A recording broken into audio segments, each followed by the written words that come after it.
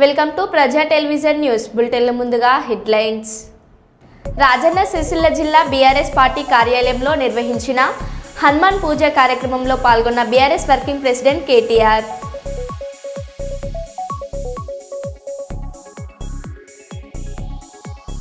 శ్మశాన వాటికలో నిర్మాణాలు తొలగించకపోతే తామే స్వయంగా కూలగొడతామని ఈటెల రాజేందర్ హెచ్చరించడంతో తిరిగివచ్చిన ప్రభుత్వం.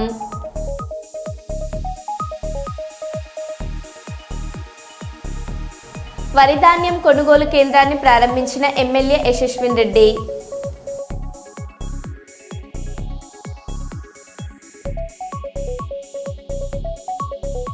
మహిళలకు పండ్లు కూరగాయలు పంపిణీ చేసిన డాక్టర్ శంకర్ శర్మ.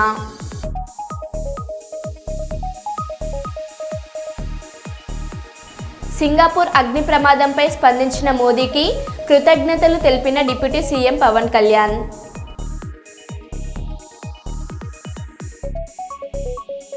భారత కమ్యూనిస్టు పార్టీ ఆధ్వర్యంలో ప్రజలపై నిత్యావసర సరుకులు అధిక ధరలు పెంచినందుకు నిరసన.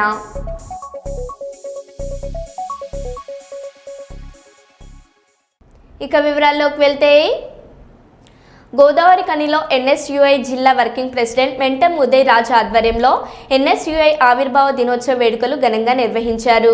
ఈ కార్యక్రమానికి ముఖ్య అతిథిగా కాంగ్రెస్ పార్టీ సీనియర్ నాయకులు కాల్వ లింగస్వామి మరియు రామగుండం కార్పొరేషన్ అధ్యక్షుడు బొంతల రాజేష్ హాజరై కాంగ్రెస్ పార్టీ అనుబంధ సంస్థ ఎన్ఎస్యుఐ 54వ ఆవిర్భావ దినోత్సవం సందర్భంగా గోదావరి కని రీగల్ చౌరస్తాలో ఎన్ఎస్యుఐ జెండా ఆవిష్కరించారు. అనంతరం కేక్ కటింగ్ చేశారు. ఈ సందర్భంగా కార్పొరేషన్ అధ్యక్షులు బొంతాల రాజేష్ మరియు మెంటం ఉదయ్ రాజు మాట్లాడారు. ఈ కార్యక్రమంలో కాంగ్రెస్ పార్టీ సీనియర్ నాయకులు, తాజా మాజీ కార్పొరేటర్లు, డివిజన్ అధ్యక్షులు, సోషల్ మీడియా వారియర్లు తదితరులు పాల్గొన్నారు.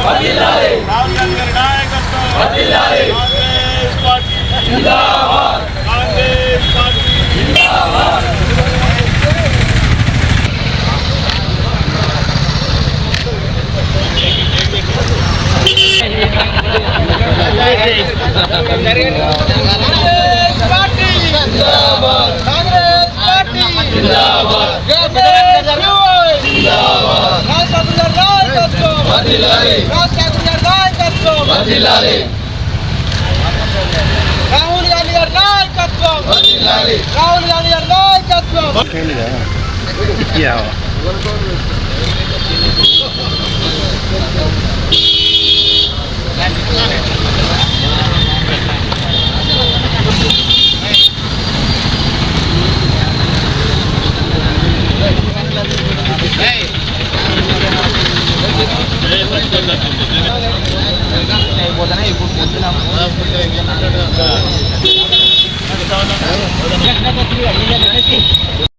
నియోజకవర్గం స్థానిక రీగల్ చౌరస్తా వద్ద మరి ఎన్ఎస్యుఐ ఆవిర్భావ దినోత్సవాన్ని పురస్కరించుకొని మరి సీనియర్ నాయకులందరి సమక్షంలో, ఎన్ఎస్యుఐ నాయకుల సమక్షంలో, లింగస్వామి నగర్ సమక్షంలో జెండా ఆవిష్కరణ కార్యక్రమం మా నాయకులు మక్కన్ సింగ్ రాజ్ ఠాకూర్ గారి నేతృత్వంలో నిర్వహించడం జరిగింది.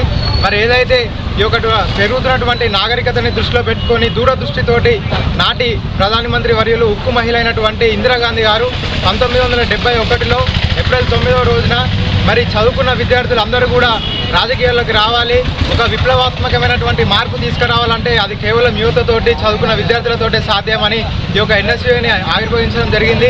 మరి ఒక దేశాన్ని అత్యున్నతమైనటువంటి స్థాయిలో యొక్క ప్రపంచంలోనే ఉంచాలని చెప్పిన ఒక ఇవాళ మా అందరూ కూడా గర్వకారణం. మా సీనియర్ నాయకులందరూ కూడా ఎన్ఎస్యుఐ నుంచే ఇవాళ ఈ స్థాయికి రావడం జరిగింది. వాళ్ళందరూ మాకు స్ఫూర్తి. మరి రానున్నటువంటి రోజులలో కూడా విద్యార్థులందరూ కూడా ఏకపక్షంగా, ఏకకంఠంతో అందరూ కూడా కాంగ్రెస్ పార్టీని స్ట్రెంథెన్ చేసి ఎన్ఎస్యుఐని ఆదరించవలసిందే కోరుతూ ఈ యొక్క ప్రాంత నియోజకవర్గ విద్యార్థులందరికీ కూడా మరొకసారి ఎన్ఎస్యుఐ ఆవిర్భావ దినోత్సవ శుభాకాంక్షలు తెలియజేస్తాను. ఎన్ఎస్యుఐ ఆవిర్భావ దినోత్సవం మరి జరుపుకోవడం చాలా సంతోషకరం. ఎన్ఎస్యుఐ జిల్లా వర్కింగ్ ప్రెసిడెంట్ విజయ్ రాజ్ ఆధ్వర్యంలో జరగడం చాలా సంతోషకరమైన విషయం. మరి మా అందరి గురువర్యులు ఈరోజు ఎన్ఎస్యుఐ జెండాను ఆవిష్కరించి మరి మాకు స్ఫూర్తిగా నిలిచిన మా లింగస్వామి గారికి స్వాగతం సుస్వాగతం చెప్తూ మరి ముఖ్యంగా ఈరోజు వెంటిలేషన్ ఏదైందో కాంగ్రెస్ పార్టీకి ఒక వెన్నుముక్క లాంటిది. దానిలో భాగంగా ఎన్ఎస్ఏ ఒకటి. మరి ఎన్ఎస్ఏ నుంచే ఈరోజు మహేష్ కుమార్ గౌడ్ ఎన్ఎస్ఏ నుంచే పిసిసి అధ్యక్షుడు అయిండు. ఈరోజు మన రాష్ట్ర వ్యవహారాల మంత్రి, రాష్ట్ర వ్యవహారాల ఇన్ఛార్జి మీనాక్షి నటరాజును కూడా మరి ఎన్ఎస్ఏ వచ్చిన వారే. సోదరుడు మంత్రివర్యులు మా అన్నగారు పొన్నం ప్రభాకర్ కూడా మరి ఎన్ఎస్ఏ వచ్చిన వ్యక్తే. సోదరుడు మా అందరికీ గురువు లింగస్వామి కూడా జిల్లా అధ్యక్షుడు చేసిండు. సోదరుడు ప్రకాష్ చేసిండు. సోదరుడు మాంకల్ స్వామి చేసిండు. సోదరుడు తిప్పాల శ్రీనివాస్ చేసిండు. నేను సైతం నోట్బడి అధ్యక్షునిగా 1993లో చేయడం జరిగింది. కాంగ్రెస్ పార్టీ కూడా ఎప్పుడు కూడా గుర్తిస్తే, ఎందుకంటే ఎన్ఎస్ఏ నుంచి ఎవరైతే మొదలవుతారో ఈరోజు కేంద్ర మంత్రి కదాగా అయినారంటే అది కాంగ్రెస్ పార్టీ యొక్క స్వభావం అది. ఎందుకంటే పూర్తి స్థాయిలో ఎన్ఎస్ఐ లీడర్ కాంచెల్లి ఇంత ఎదిగిందంటే అది ఎన్ఎస్ఐల బాధ్యత. పార్టీ గుర్తిస్తుంది కాబట్టి ఖచ్చితంగా రాబోయే రోజులలో స్టూడెంట్ ఆర్గనైజేషన్ యూత్ మొత్తం కూడా మరి రాజకీయాలు వచ్చి మంచి సందేశాన్ని ఇచ్చి ఈ దేశ భవిష్యత్తు కోసం మరి కాపాడాలని చెప్పి మరి ఈ యొక్క కార్యక్రమానికి సోదరుడు ఉదయరాజ్ మమ్మల్ని పిలిచినందరికీ కూడా సోదరుడికి కృతజ్ఞతలు చెప్తున్నాం. Thank you. Vanchit Bahujan Aghadi VBA party రాష్ట్ర అధ్యక్షులు, Telangana SC ST BC minority విద్యార్థి యువజన సంఘం రాష్ట్ర అధ్యక్షులు నేతకాని మహార్ రాష్ట్ర అధ్యక్షులు గవ్వాల శ్రీకాంత్ ముఖ్య అతిథిగా పాల్గొని మాట్లాడుతూ, జగిత్యాల జిల్లాలో రోజురోజుకు డాక్టర్ బిఆర్ అంబేద్కర్ విగ్రహాలకు ఎక్కడో ఒకచోట అవమానం జరుగుతూనే ఉన్నాయని, అవమానించిన వారికి కఠిన శిక్షలు పడకపోవడం వలననే అవమానాలు జరుగుతున్నాయని అన్నారు. గవ్వాల శ్రీకాంత్ గారితో పాటు జిల్లా అధ్యక్షులు మిసాల లింగం, నేతకాని మహార్ కులక్ సంఘం జగిత్యాల జిల్లా ప్రధాన కార్యదర్శి దుర్గం శంకర్, జిల్లా కార్యదర్శి కుంటాల లచ్చయ్య, రాష్ట్ర నాయకులు కాశవత్తుల రాజేష్, మల్లయ్య తదితరులు పాల్గొన్నారు.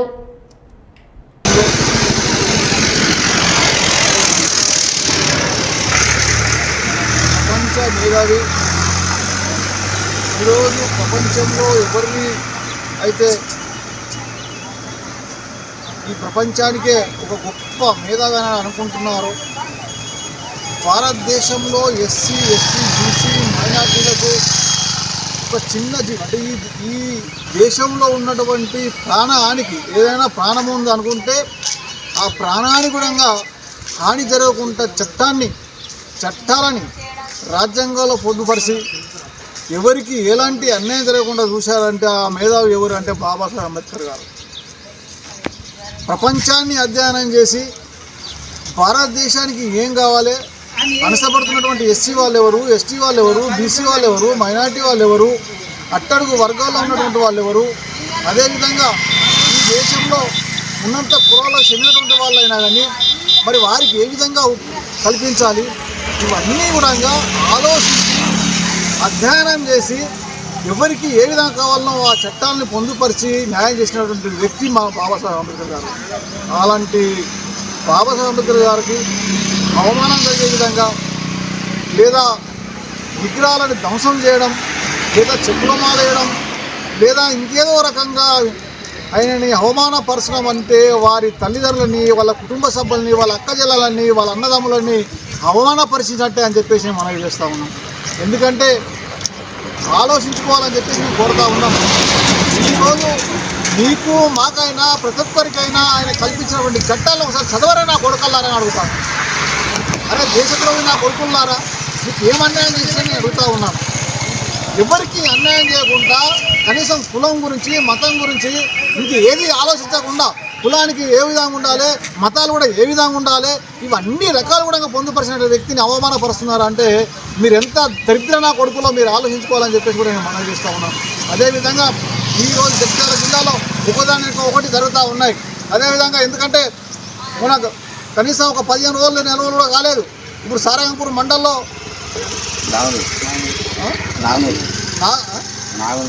నాగనూరులో జరిగినటువంటిది ఘటన, చెప్పుల మాల వేశారు. అదే ఏదో ఒక మూలలో ఈ దేశంలో అత్యున్నతమైనటువంటి ప్రపంచ మేధావి బాబాసాహెబ్ అంబేద్కర్ గారికి ఎందుకు అవమానం జరుగుతుంది, ఎందుకు అవమానిస్తున్నారో మీరు ఆలోచించాలని చెప్తా ఉన్నాను. అదేవిధంగా జగిత్యాల జిల్లాలో ఉన్నటువంటి మరి పోలీస్ డిపార్ట్మెంట్ కానీ, అధికార యంత్రాంగం కానీ, ప్రజాప్రతినిధులు కానీ సీరియస్గా ఆలోచించి ఆడి ఎవడైనా పర్వాలేదు తీసి తొక్కి నా కొడుకుని అవసరమైతే ఎన్కౌంటర్ చేయాలని చెప్పేసి కూడా మేము మనవి చేస్తూ ఉన్నాం. ఎందుకంటే లేదా నరేంద్ర మోడీ బీజేపీ ప్రభుత్వం, అట్లాగనే తెలంగాణ రాష్ట్రంలో ఉన్నటువంటి కాంగ్రెస్ రేవంత్ రెడ్డి ప్రభుత్వం ఒక ప్రత్యేక చట్టం తీసుకొచ్చి ఏ విగ్రహానికి అవడం జరిగిన ఆ విగ్రహానికి ఆయతాన్ని నిలదీయాలని చెప్పేసి మేము మనవి చేస్తూ ఉన్నాం. లేకుంటే దళిత, గిరిజన, బడుగు, బలహీన, మైనార్టీ వర్గాల ఆధ్వర్యంలో పెద్ద ఎత్తున ఆందోళన చేస్తామని చెప్పేసి హెచ్చరిస్తూ ఉన్నాం. జై భీమ్, జై భీమ్, జై భీమ్, జై భీమ్, జై భీమ్, జై భీమ్. కర్నూలు జిల్లా ప్రింట్ ఎలక్ట్రానిక్ మీడియాలో పనిచేస్తున్న జర్నలిస్టులకు అండగా ఉంటూ వారి సమస్యల పరిష్కారానికి చర్యలు తీసుకుంటారని కర్నూలు జిల్లా కలెక్టర్ రంజిత్ బాషా తెలిపారు. ఈరోజు కర్నూలు కలెక్టర్ కార్యాలయంలోని కలెక్టర్ ఛాంబర్లో సీఎం సహాయ నిధి కింద వచ్చిన 23,420 చెక్కును సీనియర్ జర్నలిస్టు వారణాసి ప్రసాద్కు అందజేశారు.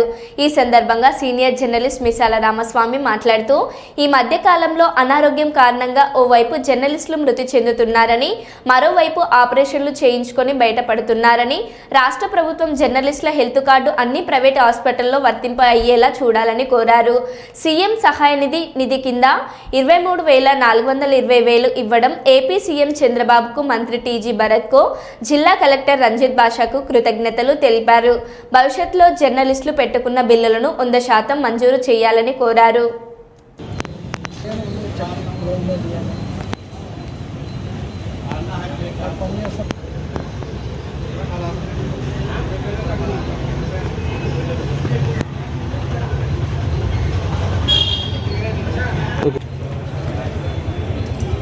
కొన్ని అనారోగ్య కారణాల వల్ల హాస్పిటల్లో జాయిన్ అవ్వాల్సి వచ్చింది.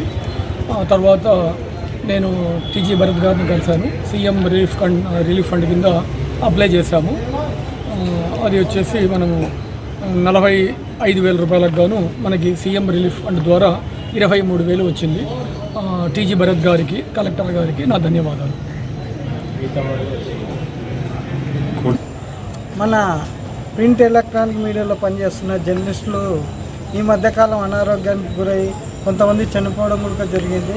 అయితే డిసెంబర్ వరకు హెల్త్ కార్డు పనిచేయనందువల్ల మన వరప్రసాద్ గారు తన సొంత ఖర్చులతో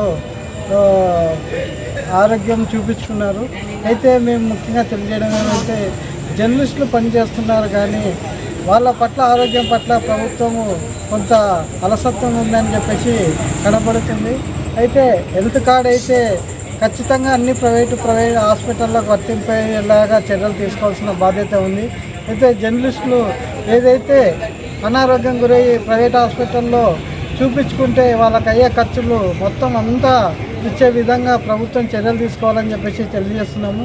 అయితే ఈ మధ్యకాలంలో వారణాసి ప్రసాద్ గారు ఆయనకు హెల్త్ బాగాలేనందువల్ల 44,000 ఖర్చు రావడంతో అది సీఎం రిలీఫ్ ఫండ్ కింద మనం అర్జీ పెట్టుకుంటే కేవలం 23,000 రావడం అనేది మేము కొంత బాధపడుతున్నాం.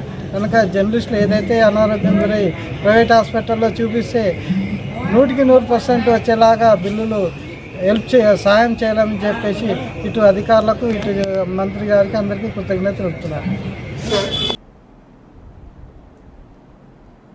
మల్కాజ్గిరి కార్పొరేటర్ 7 అధికారులతో కలిసి రాంబ్రహ్మం నగర్ 3 గుళ్ల వద్ద పర్యటించడం జరిగింది. ఈ మేరకు రాంబ్రహ్మం నగర్లో సీసీ రోడ్డు వేయి స్థలాన్ని పరిశీలించడం జరిగింది.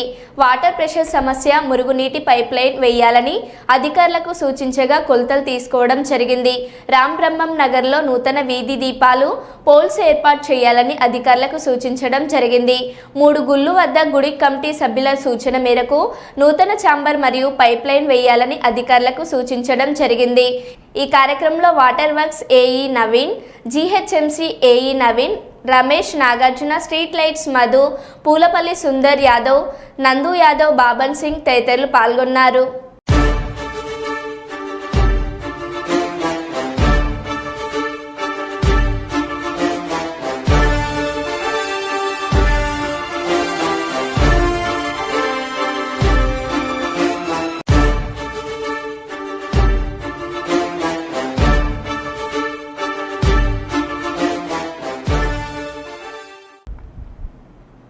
రంగారెడ్డి జిల్లా అర్బన్ జిల్లా అధ్యక్షుడు వనపల్లి శ్రీనివాస్ రెడ్డి ప్రమాణ స్వీకార కార్యక్రమానికి హాజరైన ఎంపీ ఈటెల రాజేందర్ నూతన అధ్యక్షుడికి శుభాకాంక్షలు తెలిపారు. ఈ సందర్భంగా ఆయన మాట్లాడారు.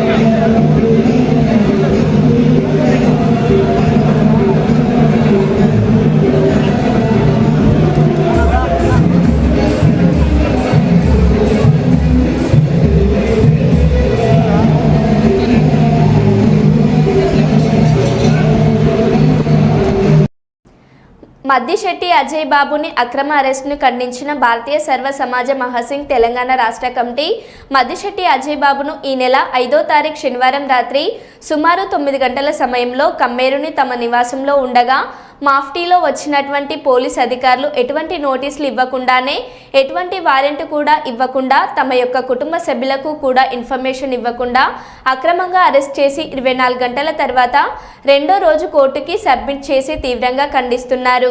దానితో పాటు మద్దిశెట్టి అజయ్ బాబు ఖమ్మం అర్బన్ పోలీస్ స్టేషన్లో 1వ తారీఖు 4వ నెల 2025 నాడు ఎఫ్ఐఆర్ అయినా కూడా 5గురిని అరెస్ట్ చేయకుండా ఆంధ్రాకి సంబంధించిన వాళ్ళని కేసు పెట్టిన అజయ్ బాబుని అరెస్ట్ చేయడం అని తీవ్రంగా ఖండిస్తూ వీలైనంత త్వరగా అజయ్ బాబుని రిలీజ్ చేయాలని, లేని పక్షంలో తెలంగాణ రాష్ట్ర వ్యాప్తంగా ఉన్న భారతీయ సర్వ సమాజ్ మహాసంఘ్ కార్యకర్తలందరం కూడా శాంతియుతంగా రోడ్లెక్కి నిరసన వ్యక్తం చేస్తామని హెచ్చరించారు. కొత్తగూడెం జిల్లా ఇల్లందులో మీడియా ప్రెస్ సమావేశం ఏర్పాటు చేయడం జరిగింది. మొన్న పోయిన శనివారం నైటు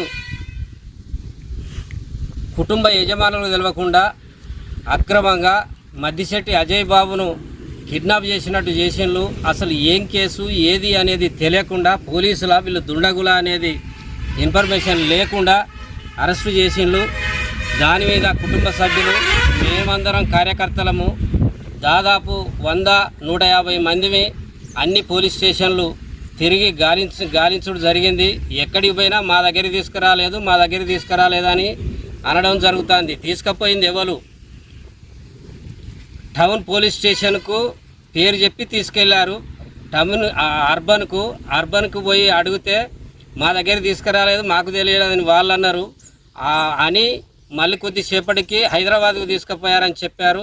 హైదరాబాద్కు పోయి 3 పోలీస్ స్టేషన్లో తిరిగితే లాస్ట్కు తుర్కలగూడ పోలీస్ స్టేషన్కు పోయి ధర్నాకు కూడా సిద్ధంగానే కార్యకర్తలమందరం ఏకమైన సంగతి తెలిసిందే.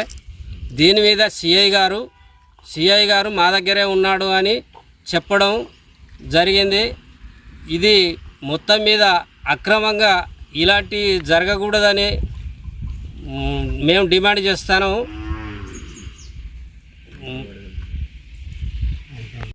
కాకుండా రాజమండ్రిలో కూడా పిటిషన్ ఇవ్వడం జరిగిందట. అక్కడ కేసు పెట్టారని తెలిసింది. ఆయనకు ఏమైనా జరిగింది అని అంటే ఆంధ్ర తెలంగాణ అనే విభేదాలు లేకుండా రోడ్డుపైకి వచ్చే రోజులు కూడా ముందే ఉన్నాయి. ఇప్పుడు దీంతో మేము ఈ కార్యక్రమానికి అందరం ఏకమయ్యి మేము ఈ మీడియా ద్వారా విడుదల చేస్తాను. అరెస్ట్ చేయడం జరిగింది. మొన్న శనివారం నైటు అక్రమంగా అరెస్ట్ చేశారు. అక్కడున్న అజయ్ బాబు గారు మహిళ మాకు ఇన్ఫర్మేషన్ ఇవ్వడం జరిగింది. తను మహిళ అని అక్కడ అన్యాయంగా అరెస్ట్ చేసి అర్ధరాత్రి ఎత్తుకొని వెళ్ళారు. అది పోలీసులా ఇంకెవరా అన్నది తెలియదు. ఆమె ఏడుస్తూ ఉంది. తన భార్య చాలా బాధపడుతూ ఉంటే మేమందరం వెళ్ళి ఓదార్చడం జరిగింది. అది ఎక్కడ ఎవరు తీసుకెళ్లారు? హైదరాబాద్ మొత్తం పోలీస్ స్టేషన్లన్నీ ఎతకటం జరిగింది. ఎతికినా కూడా అక్కడ ఎవరు సరిగ్గా ఇన్ఫర్మేషన్ ఇవ్వలేదు. కానీ ఇలా తీసుకెళ్ళొద్దు, తన మీద ఏదైనా యాక్షన్ తీసుకోవాలి అంటే ఫస్ట్ పిటిషన్ ఇచ్చిన తర్వాత వాళ్ళకి నోటీస్ పంపించి తన్ని యాక్షన్ తీసుకొని తన్ని అందరి ముందు అరెస్ట్ చేసి తీసుకెళ్ళటం బాగుంటుంది. అది పోలీసు డిపార్ట్మెంట్ వాళ్ళకి అన్నీ తెలుసు. కానీ ఎందుకు ఇలా చేశారో మాకు తెలియదు. తన అభిమానులు మేమందరము అందుకు ఈరోజు ముందుకొచ్చి తనకి ఏ అన్యాయం జరగొద్దు, తన్ని తొందరగా రిలీజ్ చేయాలని చెప్పేసి మేమందరం కోరుకుంటున్నాము. ఆంధ్ర తెలంగాణలో ఉన్న అభిమానులందరూ అజయ్ బాబుకి జై పలుకుతారు. ఇంకా అది ఏమన్నా ముందుకెళ్తే మేమందరం రోడ్డుకి ఎక్కి ధర్నాలు అవన్నీ చేయాల్సి ఉంటుంది. ఈ అవకాశం ఇచ్చిన మీ అందరికీ. రాష్ట్రంలో అమలు చేస్తున్న సన్నబియ్యం పథకం పేదలకు వరంగా మారిందని పలువురు కాంగ్రెస్ నాయకులు పేర్కొన్నారు. సీఎం రేవంత్ రెడ్డి పేదల పక్షపాతిగా సన్నబియ్యం పథకాన్ని ప్రవేశపెట్టి అమలు చేస్తున్నారని తెలిపారు. బిఆర్ అంబేద్కర్ను అవమానించేలా పార్లమెంట్లో హోంమంత్రి అమిత్ షా చేసిన వ్యాఖ్యలకు రాజీనామా చేయాలని డిమాండ్ చేస్తూ జై బాపు జై భీమ్ జై సంవిధాన్ అభియాన్ కార్యక్రమంలో భాగంగా సోమవారం రామంతపూర్లోని వెంకటరెడ్డి నగర్లో ర్యాలీ నిర్వహించారు. ఉప్పల్ నియోజకవర్గం కార్యక్రమం కోఆర్డినేటర్ శోభా నియోజకవర్గ కాంగ్రెస్ పార్టీ ఇన్ఛార్జి మందుమూల పరమేశ్వర్ రెడ్డి ఈ సందర్భంగా మాట్లాడారు.